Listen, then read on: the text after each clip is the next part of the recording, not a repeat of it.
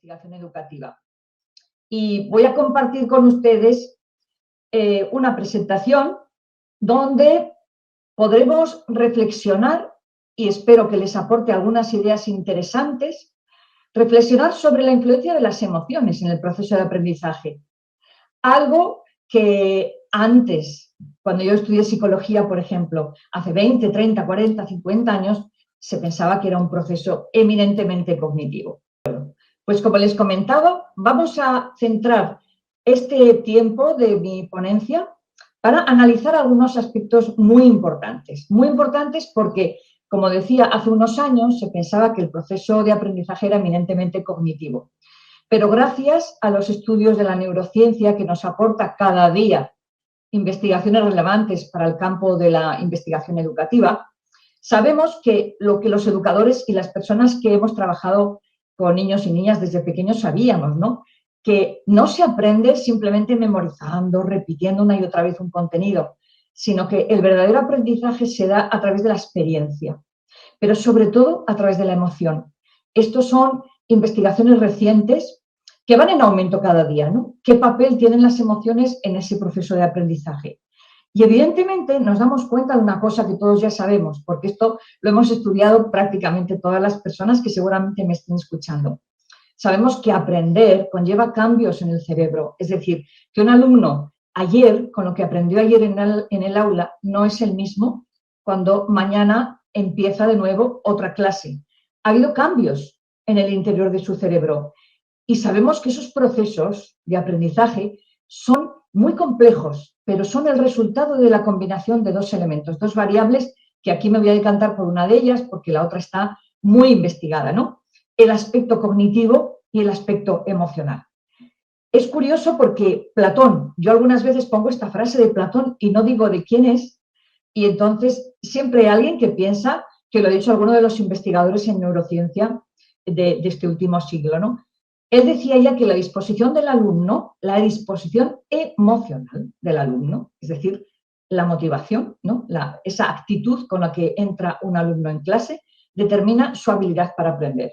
Esto es muy importante porque hoy la neurociencia ha corroborado esa idea tan adelantada de Platón. Y vamos a centrarnos ahora mismo en tres aportaciones de la neurociencia. Hay muchísimas, ¿eh? Yo les invito a que sigan investigando y ampliando estas tres simples aportaciones, pero voy a basar en ello esta ponencia y voy a abrir campos de investigación, yo creo que interesantes, para que cualquier persona que desee continuar aportando datos, hacer una educación de calidad y una educación inclusiva para todos, pueda tener herramientas científicas a su alcance. El primer elemento que nos dice la neurociencia es que el binomio emoción-cognición es totalmente acorde con el funcionamiento del cerebro. Es decir, no hay un ingrediente cognitivo por un lado, un ingrediente emocional. No, no, no. Son como dos caras de la misma moneda. Emoción por un lado, cognición por otro. Por lo tanto, para razonar, para aprender, para pensar, la emoción está ahí. A veces susurrando, a veces gritando. Pero veremos qué importante es descubrir qué emociones favorecen el proceso de aprendizaje y qué emociones pueden dificultarlo. Incluso bloquearlo hasta que podamos incluso decir de un alumno que está fracasando en los estudios no por falta de capacidad, sino por falta de control emocional. Un segundo elemento, una segunda aportación de la neurociencia que para mí es muy importante porque además yo antes de investigar en este campo ya tenía evidencias personales porque he trabajado como terapeuta de niños y jóvenes con problemas de conducta y con fracaso escolar, sobre todo problemas de aprendizaje. Yo me daba cuenta que casi todas las personas que tenían problemas de aprendizaje que llegaban a mi consulta también tenían problemas emocionales. Y qué curioso, que al trabajar sobre sus problemas emocionales, asumiéndolos o buscando salidas a esa problemática que tenían de tipo emocional, aumentaba su rendimiento académico, mejoraban los resultados académicos. Luego yo ya había comprobado algo que ahora la neurociencia corrobora. El estado emocional del alumno condiciona el funcionamiento de su cerebro y tiene mucha incidencia en las funciones ejecutivas. Fíjense que, por ejemplo, una de esas funciones ejecutivas, que es el autocontrol, vamos a hablarlo un poquito, pero tengan en cuenta una cosa, es control de la atención, pero también control emocional, porque la emoción dirige la atención. Entonces, las funciones ejecutivas sabemos que son muy necesarias y cómo interactúan entre ellas en los procesos de aprendizaje desde los niños pequeños hasta los adultos. Y un tercer elemento, no menos importante. Para mí, las emociones son las guardianas del aprendizaje, pero son importantes para el que enseña y para el que aprende. Por lo tanto, aquí en algún momento hablaré también de las emociones del docente, porque no es lo mismo, y esto yo creo que lo saben todas las personas que me escuchan ahora, no es lo mismo corregir un examen en un estado emocional de enfado que corregir un examen en un estado emocional de alegría, de cierto bienestar o cierta tranquilidad. Y es lo mismo, no es igual impartir un conocimiento en el aula con entusiasmo, con pasión, con ilusión, que con un tono monótono, aburrido, como quien está allí haciendo algo por obligación. ¿Pero qué son las emociones? Una definición muy sencilla. Tiene cierta complejidad, pero voy a intentar aclararla lo más posible. La emoción es una reacción conductual, pero es subjetiva. Luego, cada persona siente emociones ante distintas situaciones. No todo el mundo siente miedo ante lo mismo, ni le entra una emoción de tristeza ante la misma situación. Esta reacción emocional está producida por una información que proviene del exterior de la persona o del interior. Del exterior de la persona, pues detonantes, cosas que nos pasan, cosas que nos dicen, noticias que escuchamos, pero no todo lo externo provoca nuestra respuesta emocional. También hay aspectos internos, como son los pensamientos y los recuerdos.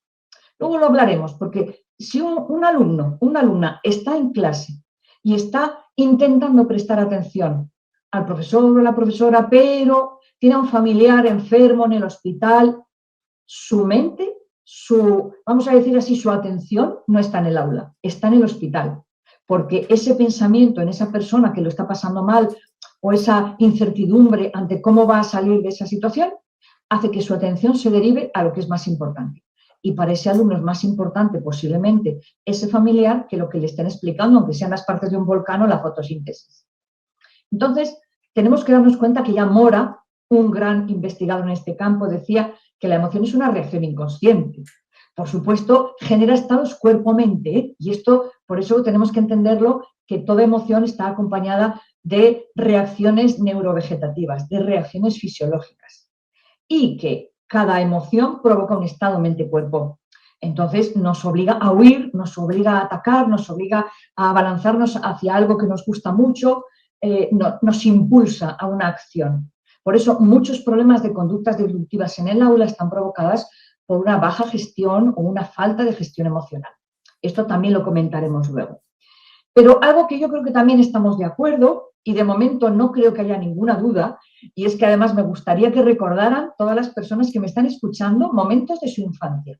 Momentos de su infancia cuando fueron a clase. ¿Recuerdan algún profesor o profesora que les hizo divertirse, pasarlo bien, amar la asignatura, creer en ellos mismos? Bueno, es que hay experiencias de aprendizaje que van unidas al placer, pero hay otras que van unidas al dolor. ¿Recuerdan algún profesor o profesora que les humilló, que les chilló, que les puso en ridículo delante de la clase, que les metió miedo, que no les valoraba y que ya anticipaba casi desde el primer día su fracaso en su asignatura porque no estaban ustedes preparados?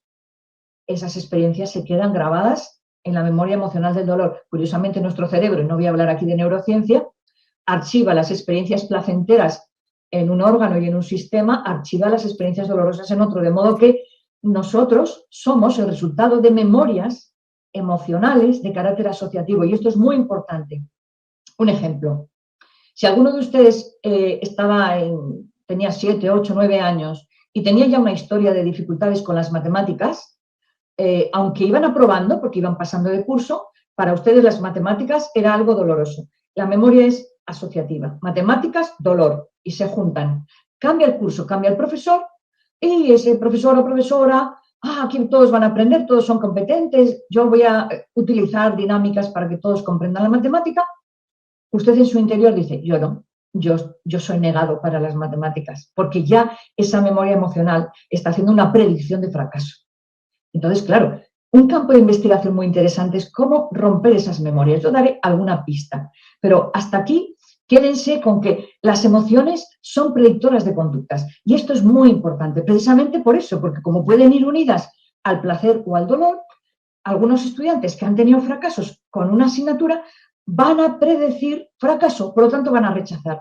Otros otros alumnas que han tenido éxito, que han disfrutado con la asignatura, que además los resultados académicos han sido muy buenos, van a generar atracción porque su predicción es positiva. Seguro que voy a sacar buenas notas, seguro que voy a aprender esto. Esto es muy interesante. Las emociones son predictoras de conductas, de aceptación, acercamiento hacia una asignatura o de rechazo, por esa memoria emocional. Porque nuestro cerebro es un filtro. Es como si todas las informaciones que llegaran a nuestro cerebro primero pasan por el tálamo, primero pasan por nuestro cerebro emocional y luego llegan al cerebro cognitivo. Entonces, tenemos que diseñar experiencias que generen sentimientos y emociones positivas unidas al proceso de aprendizaje. ¿Para qué? Para mejorar los rendimientos académicos y mejorar también la percepción de las capacidades del alumno, que de esto vamos a hablar también ahora. Hay algunas emociones que dificultan el aprendizaje. El miedo, el estrés, la ansiedad, la ira, el enojo, la envidia y el aburrimiento. Lo que está claro es que si en una clase entramos y el entorno, el clima emocional del aula es de miedo, algo tenemos que hacer para variarlo, para modificarlo, porque si no, van a estar prestando atención al 50% como mucho, van a estar en alerta, van a estar tensos. Y eso provoca un problema en la memoria, en el hipocampo, que es el responsable de la memoria a corto plazo. Luego, fíjense que estoy hablando de miedo, estoy hablando de estrés. Yo no sé en Costa Rica, pero en España tenemos aulas estresadas, profesores estresados, alumnos estresados. Y esto sabemos que repercute negativamente en el aprendizaje. Luego daré algún apunte. La ira, la envidia y el aburrimiento. El aburrimiento es el cerebro se pone en off. Entonces, pues un docente maravilloso con unas estrategias didácticas maravillosas fracasa. Porque el alumno está allí, sí, está en el aula, pero está de cuerpo presente nada más, su mente está por ahí, no ha captado su atención. Esto es interesante tenerlo en cuenta porque cuando estamos en situaciones de miedo, sabemos que se libera una gran cantidad de noradrenalina y cortisol. Bueno, ¿qué pasa? Que un poquito de estrés, un poquito de motivación, un poquito de estrés, nos sirve para adaptarnos, ¿no? Y bueno, hay desafíos ambientales en el entorno que siempre los seres humanos tenemos que tener un cierto nivel de estrés que se llama euestrés, estrés positivo, para abordarlo, ¿no? Incluso puede facilitar el rendimiento cognitivo porque nos aumenta el estado de alerta. En esto hay muchísima investigación. Pero si ese estrés se supera, entonces la memoria se bloquea. Por lo tanto, el aprendizaje ya sabemos lo que le sucede. Se bloquea también el proceso cognitivo e incluso si se prolonga en el tiempo puede dañar el hipocampo, que es una estructura del cerebro responsable, como digo, de pasar la memoria de corto plazo a la memoria de largo plazo. Imagínense lo importante que es ante un examen no solamente haber aprendido, haber estudiado y haber memorizado, sino recuperar lo que yo tengo guardado en mi interior. Y esto lo hace el hipocampo. Por lo tanto, situaciones de mucho estrés, aulas muy estresadas, entornos de mucho estrés familiar o social generan y pueden generar daños en el hipocampo, con lo cual la persona no rinde porque no es capaz de pasar memoria de corto plazo a memoria de largo plazo. ¿Y qué emociones se ayudan a aprender? Como verán, yo voy muy directa porque luego si hay alguna pregunta, quiero que haya espacio para esas preguntas, porque podríamos hablar de cada una de ellas. ¿Se acuerdan de la última que dificultaba el aprendizaje? Era el aburrimiento. Bien, pues las emociones son como vasos comunicantes. ¿Sube el nivel de curiosidad? Baja el nivel de aburrimiento. ¿Sube el nivel de aburrimiento? Es porque ha bajado el nivel de curiosidad. Así que ya sabemos cómo podemos cambiar un estado de aburrimiento por un estado de curiosidad, por ejemplo, haciendo preguntas. Esto es una estrategia, hay muchas más, captando la atención. Pero la curiosidad no es el interés, ojo, la curiosidad es una emoción que focaliza la atención, ¿de acuerdo? Pero luego tienen que intervenir el esfuerzo, la constancia y la persistencia para que vamos a entrar en la faceta o en el área del interés. Y a veces solamente con curiosidad no consigo un aprendizaje, sino que luego tengo que profundizar y mantenerle en el tiempo ese interés, ¿no? Esa atención ya que llamamos concentración, ya no es atención. Otra emoción, y volveremos sobre ella porque es muy importante, la confianza en uno mismo. Veremos ciertas relaciones entre emociones y autoestima, relación entre emociones y atención, emociones y memoria. Entonces, aquí hablaremos de la confianza en uno mismo. Si un alumno, una alumna, dice, yo no sé, yo no puedo, yo no valgo, yo no soy capaz, no confía en sus capacidades, no va a dar el mismo rendimiento ni va a aprender igual que otro compañero o compañera de al lado que sí confía en su capacidad para aprender. pero con esa capacidad en uno mismo también tiene que ir unida a la capacidad en los demás. Es decir, si cometo un error, no se van a burlar de mí. Si hay una situación en la cual yo no sé salir airoso de esa situación, mis compañeros me van a ayudar, no van a ridiculizarme, no tengo miedo a equivocarme, confío en que no van a por mí. ¿Qué sucede cuando hay bullying? El bullying precisamente es desconfianza hacia los demás. Por eso, uno de los elementos, no digo el único, pero uno de los indicadores cuando un alumno está sufriendo bullying es que baja estrepitosamente sus resultados académicos, porque no confía en los demás. Se activa el miedo y el miedo hace que su rendimiento y su atención, desde luego, esté focalizada en la amenaza que tiene en el aula, con ese compañero o compañera que le amenaza, no en aprender la lección que toque ese día o los contenidos que el docente en ese momento quiera explicar.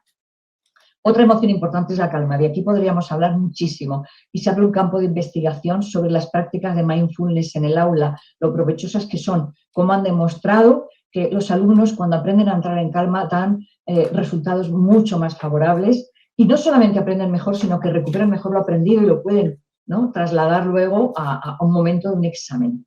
Y la alegría, es decir, el orgullo porque algo he hecho bien, porque soy capaz, porque he conseguido un éxito.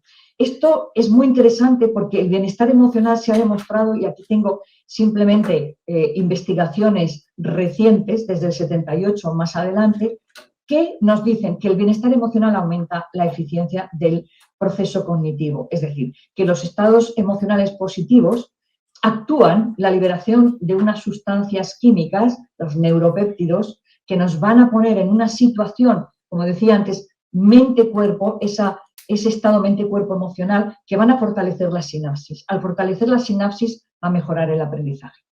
Esto también abre muchos campos de investigación.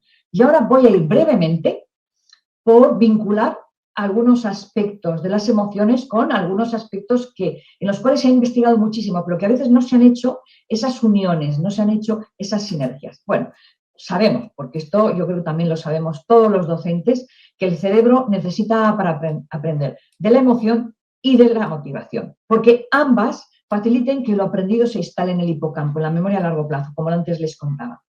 Si a un alumno no le emociona lo que está aprendiendo, bueno, puede que lo absorba momentáneamente, incluso con cierto miedo, porque le van a preguntar al final de la clase algo relacionado con lo que ha explicado el profesor o profesora, pero no lo va a interiorizar y por lo tanto no va a perdurar. Es interesante distinguir una cosa, porque yo no sé a ustedes, pero a mí me ha pasado que a veces nos encontramos con historias escolares de fracaso tras fracaso, tras fracaso, tras fracaso, y dices, qué raro, sí.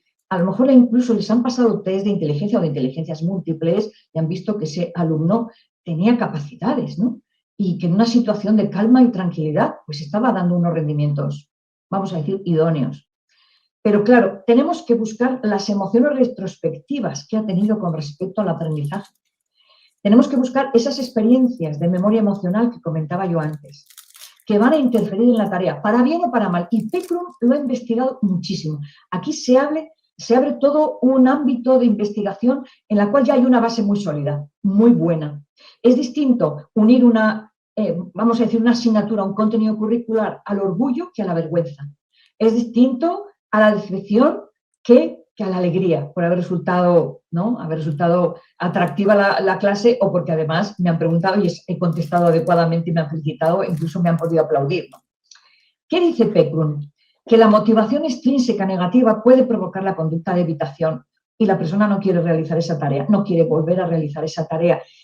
Esto es curioso porque es importante que los docentes diferenciemos entre alumnos o alumnas que son vagos o que están desmotivados. Es que no tiene nada que ver.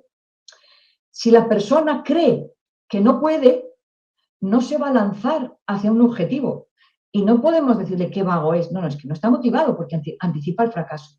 Es como si a mí me invitaran mañana a subir a la Annapurna, a 8.000 metros de altura, una montaña en los Himalayas. Pues yo creo que no salgo ni de mi casa porque yo no llegaría ni al campamento base.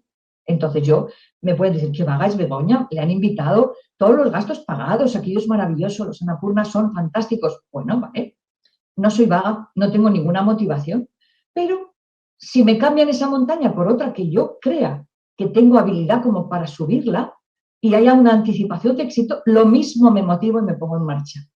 Entonces, cuando las metas están demasiado alejadas del nivel de habilidad del alumno, el alumno dice, imposible, para mí imposible, yo no puedo. ¿Eso significa que es vago? No, significa que está desmotivado. Una clave importante sería, ya lo diremos luego, bajar el nivel de esa meta o habilidad, de esa meta para que la habilidad, con un pequeño esfuerzo, la consiga, acceda a esa meta y diga, he podido, lo he conseguido.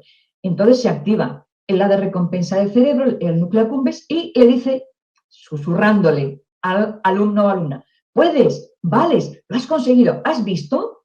Cuando le planteen otro reto un poquito mayor, dirá, pues si por aquí he llegado hasta aquí, ahora me planteen este reto, pues con un poquito de esfuerzo seguramente voy a llegar.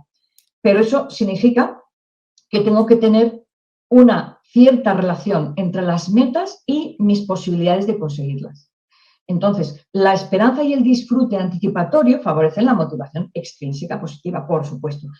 Pero cuando las metas y los resultados anteriores de la ejecución de la tarea están muy alejados de mi nivel de habilidades, pues digo, no puedo y ya está. Peckrun ha investigado esto, les animo a que sigan buscando por aquí. Emociones y autoestima, muy relacionado con, ojo, con la automotivación. Yo siempre he visto que autoestima y automotivación tenían vínculos. Para analizar también el rendimiento académico de un alumno, es indispensable estudiar tanto sus capacidades reales como las creencias que él tiene sobre sus capacidades. Una cosa es la capacidad y otra cosa es la creencia, lo que yo creo que soy capaz de hacer. Si el alumno, la alumna no alcanza ningún éxito o incluso los que vamos a imaginarnos que está consiguiendo no se le valoran, si los demás no le dicen que bien lo has hecho, no le dan una palmadita en el hombro, no le reconocen, la ruta del aprendizaje se puede interrumpir. ¿Cuál es una clave importante para subir la autoestima? Esos pequeños retos. Retos que te van a permitir conseguir un resultado positivo, casi que el docente lo anticipe, que solamente dando un paso, ese alumno. Yo he comprobado que en esas historias tan negativas de fracaso tras fracaso, en cuanto los retos disminuyen y se adecúan al nivel de habilidad, el alumno empieza a dar mucho mejor el rendimiento académico, muchos mejores resultados, mucha mejor actitud en la clase. Y esto es muy importante. Se puede perder, por supuesto, la motivación al aprendizaje si, como dice Carol Dweck, tenemos una mentalidad, vamos a decir, fija de nuestra inteligencia. La mentalidad fija frente a la mentalidad de crecimiento es otro campo de investigación ahora de muchísima actualidad. Claro, si el alumno o la alumna dice yo no soy capaz de aprender matemáticas o yo no soy capaz de aprender inglés o un idioma, si yo creo que mi mentalidad es fija, yo creo que he nacido con esa dificultad y siempre voy a arrastrar esa dificultad, hablamos de mentalidad fija. Esto es un obstáculo para el aprendizaje. Por lo tanto, tenemos que evaluar qué tipo de mentalidad tiene nuestro alumnado. Frente a la mentalidad de crecimiento, que es decir, y además la mentalidad de crecimiento, según Dweck, que lo ha demostrado y podéis acceder a todas las investigaciones de esta doctora, la mentalidad de crecimiento está basada en las evidencias de la neurociencia que nos dicen que el cerebro es plástico y vamos aprendiendo de un día para otro. Y tú le puedes decir a un alumno, sí, ayer, la semana pasada fracasaste, pero hoy no eres el mismo de ayer. Tu cerebro es distinto. Han pasado cosas de ayer a hoy. ¿Por qué no lo intentas? Esa mentalidad de crecimiento, cuando está instaurada en el alumnado en general, les permite proyectarse en positivo y decir, bueno, ayer me equivoqué, pero lo voy a volver a intentar hoy con otra estrategia, a ver si hoy logro hacerlo mejor. Emociones y memoria. Como ven, voy tocando campos y en cada uno de estos campos nos podríamos detener mucho tiempo, pero yo quiero ser muy fiel al tiempo que me han dado y además muy agradecida por poderlo compartir. Antes decíamos que para que un recuerdo tome entrada y posicionamiento en nuestra memoria tiene que haber una emoción. Es decir, las emociones son el pegamento de nuestros recuerdos. Y como decía antes, el hipocampo, esa estructura en forma de caballito que tenemos en el sistema límbico, es el encargado de trasladar toda la memoria de corto plazo a largo plazo. Claro, de alguna manera tiene que pasar por ahí para luego ser analizada en la corteza cerebral. ¿Qué estamos haciendo cuando les pedimos un examen, un rendimiento a un alumno? Le ponemos una pregunta de algo que ha estudiado hace un mes. ha tenido que hacer todo ese proceso bien, porque si no, si le falla la memoria o si simplemente vamos a decir que ha cogido con hilvanes, ha puesto como muy someramente por la corteza cerebral, metafóricamente hablando, puesto así por encima lo que ha aprendido y no lo ha integrado, no lo ha memorizado y no lo ha asimilado, los rendimientos son bajos. Claro, tenemos problemas de memoria porque tenemos problemas de atención. Decía antes que la memoria está dirigida por la atención. Entonces, la atención abre nuestro cerebro para recibir nueva información y organiza información de neuronas dispersas y las coordina, ¿no? Estos procesos de asociación ayudan a priorizar los procesos cognitivos básicos. Por lo tanto, como dice Fernández Berrocal, todo lo que tiene que ver con la atención tiene que ver con la emoción. Y si la atención es importante para el alumno, tenemos que emocionarles en el aula.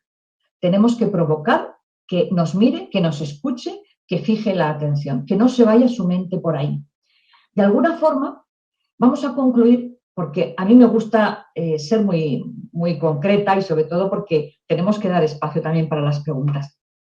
Hay algunas conclusiones que me van a permitir que ponga en negro sobre blanco.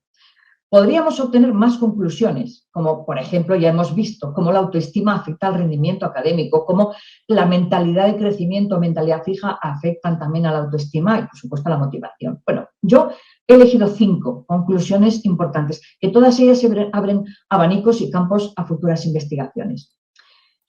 El aprendizaje, como dice P. Krug, Lerus y otros, comienza a ser visto como una interacción sinérgica de elementos cognitivos, emocionales y fisiológicos. No se olviden de esa parte del cuerpo, del estado mente-cuerpo en el cual entramos cuando sentimos una emoción. Y estos elementos y todos estos elementos que generan sinergias son capaces de generar cambios importantes en nuestro cerebro. Como decía Cajal, un adelantado también a su tiempo, somos capaces y nos podemos convertir, si lo queremos y así lo deseamos, en escultores de nuestro propio cerebro. Y hoy se ha demostrado que en la parte que toca con las emociones es en la parte en que el escultor o la escultura tiene más impacto. Esta sería una de las conclusiones interesantes, ¿no? Que es una parte de la adquisición de conocimientos, pero que va mucho más allá, porque el aprendizaje ya sabemos, no hace falta que yo lo diga ahora, que va mucho más allá de la adquisición de conocimientos. Está redefiniendo quiénes somos, quiénes podemos ser, y eso tiene una base cerebral, evidentemente. Segunda conclusión, que abre también abanico a más investigaciones. Las emociones ayudan a fomentar el aprendizaje, ya que pueden estimular redes normales, ¿no? La estimulación sináptica, y reforzar esas conexiones que ya se han hecho. Se sabe que si esas conexiones no se utilizan, esa sinapsis, cuando llegue la poda neuronal en la adolescencia, ya hay una a los 2 años, pero en la adolescencia hay otra, si no se han trabajado esas sinapsis, en la poda neuronal se van. Por lo tanto, se ha evidenciado que los aprendizajes se consolidan y utilizan más sinapsis cuando en el cerebro involucramos a la dimensión emocional de la persona. Aprender cualquier contenido cognitivo asociado a una emoción garantiza el que quede ya en nuestro cerebro grabado para siempre. De hecho, no nos acordamos de todos nuestros profesores, solo nos acordamos de 2 tipos de profesores. No nos acordamos de todas las asignaturas y de todo lo que aprendimos, no. Solamente nos acordamos de aquellos profesores que nos dejaron huellas, aquellos profesores que nos dejaron cicatriz, aquellas asignaturas que nos hicieron sentirnos vivos, apasionados por un tema que éramos capaces de aprender y aquellas a las cuales les temíamos nada más nombrar. Tercera conclusión, la importancia del clima emocional en el aula. De esto hay muchísima investigación reciente. Cuando el ambiente en el aula es positivo, y cuando hablamos de clima emocional del aula, estamos hablando de la interacción de varios factores, la relación de los alumnos entre sí, del profesorado con los alumnos y de los alumnos con el profesorado. Hay vamos a decir, es un ecosistema el aula, donde las relaciones de ese ecosistema son muy frágiles. Y siempre que hay un ecosistema de personas, hay emociones. Siempre las relaciones personales provocan emociones. Pues bien, los investigadores han demostrado que cuando el ambiente es positivo, el cerebro emocional recibe de mejor manera todos los estímulos que le llegan y todos los conocimientos que se le quieren impartir se aprenden y se guardan mucho más tiempo, no se olvidan. Sin embargo, cuando el aprendizaje va acompañado de emociones negativas, el proceso se retrasa y se vuelve mucho más complicado aprender. Y esto es interesante porque, de alguna forma, esta cuarta conclusión también tiene que ver con las anteriores, ¿no? La neurociencia nos está aportando datos sumamente valiosos sobre cómo funcionamos los seres humanos mientras aprendemos, pero cuando aprendemos con un tipo de emociones y cuando aprendemos con otros. Y lo que nos dice la neurociencia es que tenemos que utilizar y elaborar nuevas y más eficientes metodologías de enseñanza-aprendizaje. ¿Para qué? Para una mejora de la práctica educativa y para una evolución. Yo creo que este foro, este encuentro de investigación puede ser un momento idóneo para evaluar metodologías de enseñanza-aprendizaje exitosas, donde las emociones estén contempladas y donde haya un aprendizaje integral de los alumnos. No solamente se desarrolle su dimensión cognitiva, sino también su dimensión emocional. Al final, en casi todos los idearios de los centros educativos que yo conozco, se habla de que el propósito de la educación es el desarrollo integral de la persona, del alumno o alumna. Pues bien, yo creo que deberíamos hacer un esfuerzo por dejar ya de lado, y esto pasa en muchos países que yo visito, me encuentro el mismo problema, que se perpetúan metodologías que están funcionando, pero funcionan con unos sí, con otros no. Yo creo que aquí la ciencia es la que tiene que diseñar metodologías eficientes para que hagan de la práctica educativa la excelencia, que lleven a la excelencia, pero una educación inclusiva, donde esas metodologías de enseñanza-aprendizaje sirvan para todos con modificaciones que hoy en día a través de las tecnologías se puede hacer. No todo el mundo tiene la misma capacidad para aprender con la misma metodología, pero se pueden hacer adaptaciones perfectamente. Pero creo que va siendo hora de abandonar estas prácticas que yo a veces le veo a un profesor o una profesora y me dice, no, es que esto así lo he hecho siempre. Bueno, si lo has hecho siempre, te habrás dado cuenta de que con unos alumnos ha funcionado y con otros no. Creo que hay que investigar mucho y, como digo, que es un foro maravilloso para que se amplíen, ¿no?, esas metodologías de enseñanza-aprendizaje exitosas. La quinta conclusión. Las evidencias obtenidas en el campo de la neurociencia en relación a la importancia de las emociones ha abierto ahora, vamos a decir, un debate que está en bastantes países ahora mismo. Y muchos docentes me preguntan, pero Begoña, ¿vamos a ser también nosotros los docentes los responsables del desarrollo emocional de los alumnos? ¿Es que tenemos nosotros que abordar el desarrollo emocional de los alumnos? Yo les digo, estáis formando personas, no estáis dando conocimientos, estáis formando personas. En todas las cumbres de WISE sobre el futuro de la educación se habla que el docente va a ser un acompañante, como un coach, en los procesos de desarrollo personal y en los procesos de desarrollo profesional de ese alumnado. Las clases magistrales no tienen mucho sentido. No podemos pedirles a todos un proceso curricular igual, tiene que haber diversificación, pero la base está en que tú quieres que tu alumno sea buena persona, sea un buen ciudadano, que desarrolle todas sus potencialidades. No tienes más remedio que abordar su dimensión emocional en el aula, cuando además sabes, porque te lo está diciendo la neurociencia, que todo ese mundo emocional, que todas esas fallas en su desarrollo emocional están afectando al rendimiento y a los resultados académicos.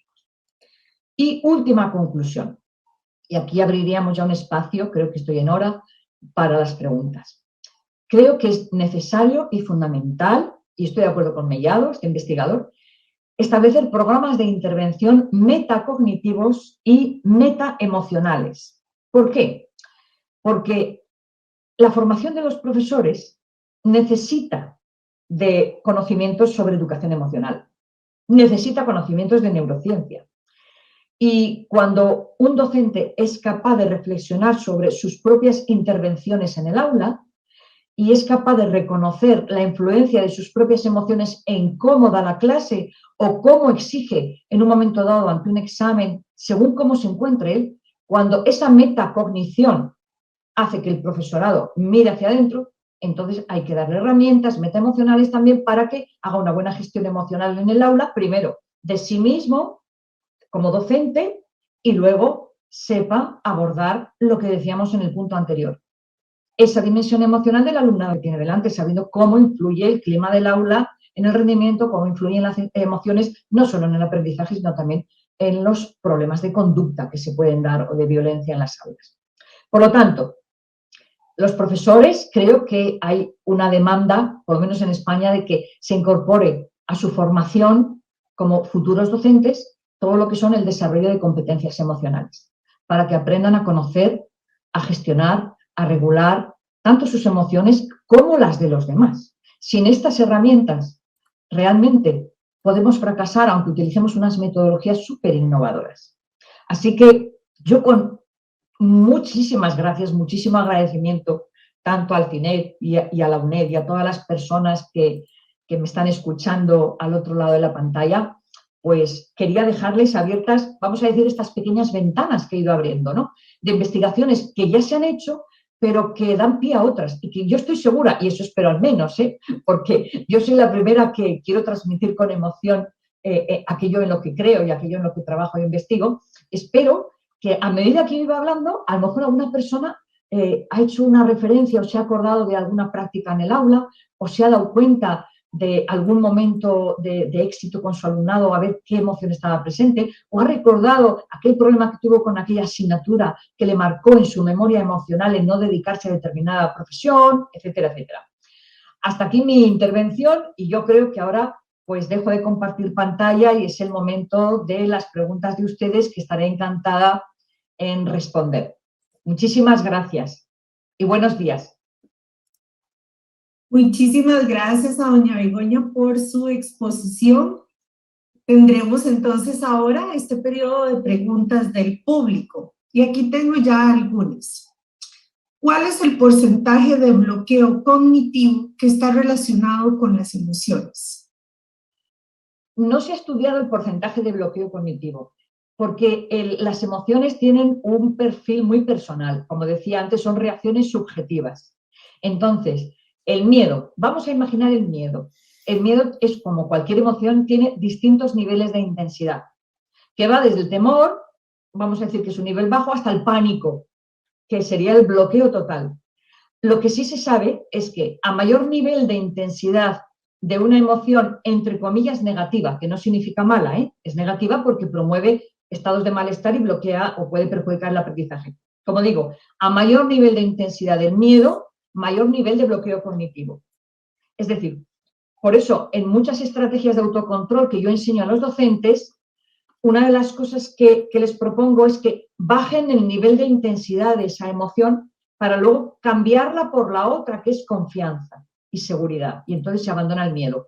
Pero el bloqueo cognitivo siempre va a tener correlación con el nivel de intensidad de la emoción, pero también con aspectos de la personalidad, porque con aspectos de la personalidad y con el desarrollo de competencias en el alumnado. Lo que sí yo les puedo decir, porque esto ya lo he comprobado, que cuando al alumnado se le enseña a desarrollar, por ejemplo, competencia en regulación emocional y autocontrol, se da cuenta del nivel de intensidad de una emoción, es decir, la puede evaluar incluso numéricamente, tengo un nivel sobre 10 de 8 de miedo, pero puede hacer estrategias que les hemos dado para bajarlo a nivel 3 o 4 o 2. Entonces, estas estrategias lo que se han demostrado es que antes, cuando no las tenían, el bloqueo afectaba al rendimiento académico y a los resultados, y cuando empieza a desarrollar esas estrategias, se supera y no aparece ya el bloqueo ante las mismas situaciones, la misma asignatura y contenidos parecidos. O sea, esto sí que yo lo he comprobado. Pero por eso entran otras variables y no se puede hablar de porcentajes grupales. Pero tiene que ver con la intensidad y con, vamos a decir, lo competente a nivel emocional que sea o no el alumno. Bien, muchísimas gracias. ¿Se han realizado estudios referidos a la correlación respecto al estado emocional del docente y los aprendizajes de sus alumnos? Sí, me consta que se han hecho muchas investigaciones en la UNESCO, sobre todo Juan Casasus de Chile, cuando investigó y se dio cuenta de por qué algunas aulas eran más exitosas que otras y demostró que una de las variables que más destacaba sobre las demás era el clima emocional del aula, se dio cuenta que la emocionalidad del docente contagia las emociones de los alumnos. Es decir, las emociones son procesos contagiosos, pero en este caso se supone que en el aula el que tiene más poder de influencia sobre el alumnado es el docente. Pero, ojo, si el alumnado tiene más poder sobre el docente, le contagia sus propias emociones.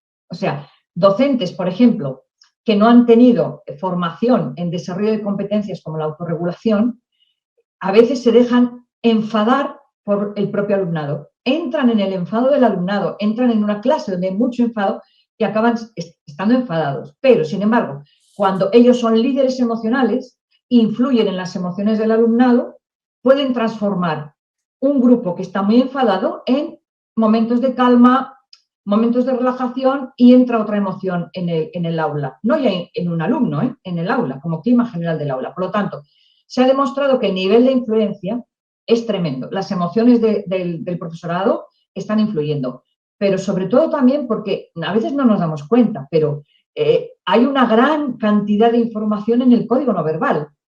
Por lo tanto, el docente, cómo mira a su alumnado, cómo sonríe o no sonríe a su alumnado, cómo les habla, cómo se acerca a ellos, todo eso, el alumnado, los alumnos lo captan, porque sabemos que no existe la no comunicación. O estamos hablando, comunicación verbal, o aunque no hablemos, nuestros gestos están hablando, están diciendo algo de nosotros. Por lo tanto, se ha estudiado también esa comunicación no verbal en el docente, cómo impacta en las emociones y en la respuesta del alumnado. Y es curioso porque nosotros también podemos autoobservarnos y darnos cuenta si hay algún alumno que tiene mucho poder de influencia sobre nuestras propias emociones cuando somos docentes. Y a lo mejor es porque hemos cedido nuestro liderazgo emocional a un alumno y debemos de empoderarnos. En ese empoderarnos sabemos que estamos transmitiendo emociones y que por lo tanto podemos contagiar climas de aula emocionalmente sanos que promuevan no solamente el aprendizaje, sino la mejora de la convivencia. Así que sí que hay investigaciones en este tema muy interesantes. Bien. Según lo explicado respecto a la emoción de calma, considera que a diferencia de los docentes varones, las docentes mujeres presentan mayores dificultades en lograr eficientes estrategias de aprendizaje. Tomemos la coyuntura del COVID-19, donde la mujer asumió roles de trabajo en casa también. Lo que sí sabemos es que a nivel mayor de estrés, menor capacidad de autocontrol. Entonces, si la docente, imaginémonos, tiene que estar en casa atendiendo a los hijos, impartiendo clase, su nivel de estrés es alto, tendrá necesidad de trabajar más la autorregulación para entrar en calma. Eso significa que a mayor nivel de estrés, mayor necesidad de esas estrategias de autorregulación. Pero no se han hecho estudios si hay entre varones y mujeres hay diferencias para lograr la calma, sino más bien son, vamos a decir, variables de personalidad. Hay una variable de personalidad, por ejemplo, es la impulsividad. Una persona que es más impulsiva le va a costar más entrar en calma, porque cualquier elemento va a ser un disparador de tensión, de estrés, de ansiedad. Sin embargo, personalidades más flemáticas, más calmadas por naturaleza, no se desbordan emocionalmente tanto, ¿no? Es como yo explico con la metáfora del vaso, cuando decimos, es que esto ha sido la gota que ha desbordado el vaso. Bueno, pero es que hay vasos de este tamaño y hay vasos de este tamaño. Entonces, las personas con una personalidad más flemática, más calmada por propia naturaleza, les va a costar más entrar en situaciones de estrés. Pero evidentemente, cuando hay sobrecarga laboral, como ha pasado yo creo que en todas partes del mundo, cuando las docentes desde casa tenían que atender a los hijos también y tenían que impartir clase, a mayor nivel de estrés ya sabemos que hay menor capacidad de autocontrol, por lo tanto, mayor necesidad de implementar técnicas de relajación. Gracias. ¿Cómo hacer para que se pueda ayudar al estudiantado si el docente está desmotivado? Esto es muy interesante porque la desmotivación se percibe perfectamente. O sea, yo cuando he trabajado en aulas y he preguntado por ejemplo, un claro ejemplo es cuando hay un alumno que se porta mal en una clase y en otra no, cuando se junta todo el profesorado para hablar de este alumno, uno dice, un desastre como alumno, un desastre, no presta atención. Y otro profesor o profesora dice, en mi clase está fantástico, colabora, no solamente presta atención, sino que da respuestas brillantes, es súper creativo. Bueno, algo está pasando. Entonces, la variable no es el alumno, la variable evidentemente es el profesor. Se sabe perfectamente que la motivación se contagia porque motivación y emoción tienen la misma raíz latina, movere, moverme hacia. Si el docente no estimula esa pasión, no contagia esa ilusión, no transmite con sus palabras y con sus gestos que lo que les está transmitiendo es importante, no hace una relación entre lo que les transmite y su vida o su futuro, no busca esa emoción positiva en el aula, evidentemente el aprendizaje se queda a un nivel, como he dicho antes, metafóricamente hablando, claro, a nivel superficial en el córtex. No entra, no cala, no produce hondura, ni relación ni sinergia con otros aprendizajes. Y provoca también una cosa bastante importante en el alumnado, y es emoción de aburrimiento. Y ya he dicho antes que la emoción del aburrimiento es la emoción sin emoción, le llamo yo, porque es que el cerebro se pone en off. Y tú sí oyes, pero no escuchas. Oyes a ese profesor, sí, es que está hablando, no le escuchas. Escuchar es prestar atención, y la atención va dirigida por la emoción. Si el profesorado no transmite eso, el alumnado lo capta y de hecho tiene resultados mucho peores, resultados académicos, cuando el docente no está motivado. De esto hay mucha investigación, sí, también. Bien. El aprendizaje mediado por juegos es utilizado cada vez menos según el estudiantado avanza. Se usa mucho en primera infancia, algo menos en primaria, y en secundaria es casi nulo.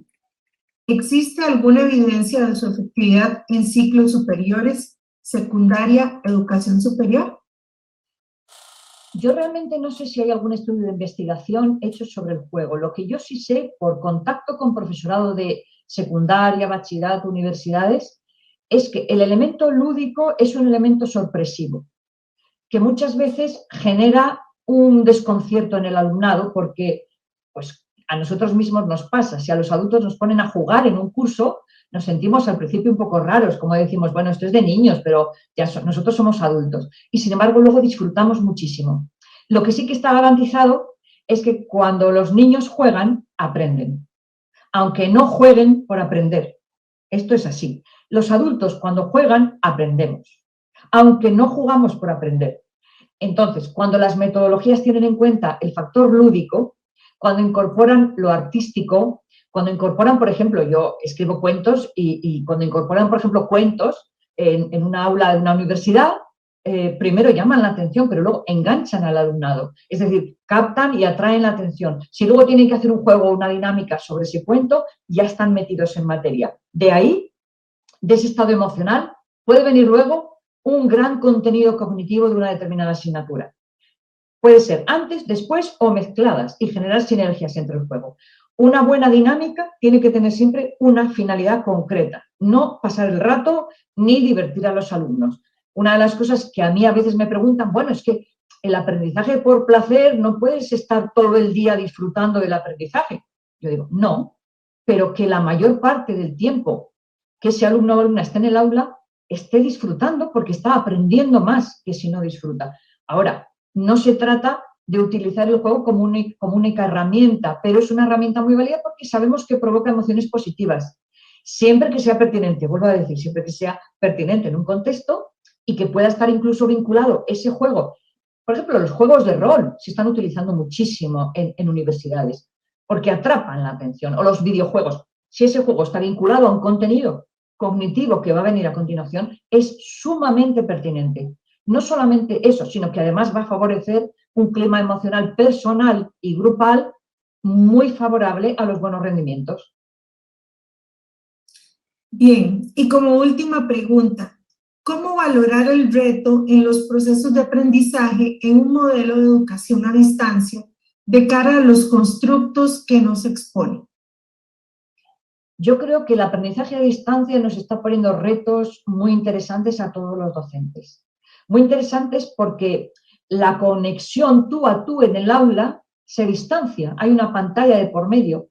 Y yo creo que el reto para los docentes es hacerse expertos en comunicación no verbal, hacerse expertos en observar al alumnado, en tener la capacidad de ponerle en primer plano a cada uno, a cada una, ir viendo cómo se sienten y que establezca dinámicas para que tanto al principio de la clase como al final de la clase puedan hablar de sí mismos, de cómo se sienten, cómo se sentían, cómo se sienten ahora. lo que han aprendido, cómo les hace sentir. Tocando la clave emocional garantizamos la atención y sabemos que los tiempos de atención en entornos digitales son menores y que además puede desconectar a algún alumno y si el profesorado solamente ve el aula como aula grupo, no se va a dar cuenta de que alguien ha desconectado. Entonces, trabajando estrategias que yo pienso que es un reto muy interesante ahora, de poner presentes a cada alumno en algún momento en gran pantalla con preguntas pertinentes sobre ellos, sobre ellas, luego sobre los contenidos, hacer un antes y un después, hacer un equilibrio, al principio hablar de cómo se sienten, al final cómo se han sentido, en medio esa interacción no verbal y sobre todo creo que el reto es que el docente transmita esperanza al alumnado, le transmita optimismo al alumnado, le diga podemos aprender de muchas maneras, a nuestro cerebro lo que más le gusta es aprender, no os preocupéis, que aunque ahora algo lo veáis difícil, aunque la situación sea esta, esto también va a pasar, porque en la vida todo pasa.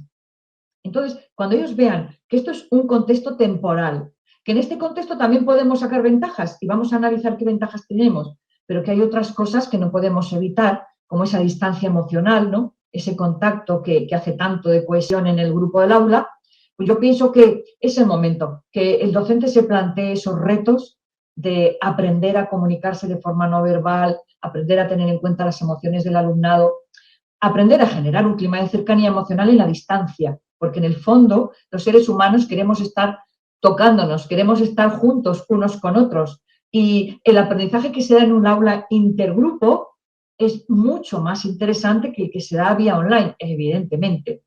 Pero es como decir, vamos a hacer un paréntesis y cuando volvamos a las aulas, ¿qué aprendizajes hemos sacado de esta experiencia virtual? Es un reto para los docentes, no solamente para el alumnado, pero yo creo que justamente abordando la dimensión emocional les vamos a enganchar con un mayor índice de atención que ya sabemos que disminuye bastante a través de la pantalla, evidentemente. Bien, agradecerle nuevamente a la licenciada Begoña Ibarrola por compartir su experiencia, conocimientos, por esta interesante y retante conferencia, pero también muy motivadora. Hay muchísimos comentarios de felicitación para usted, doña Begoña, perdón. Puede verlos ahora en el chat de la plataforma. Muy bien, muchísimas gracias. Gracias por acompañarnos.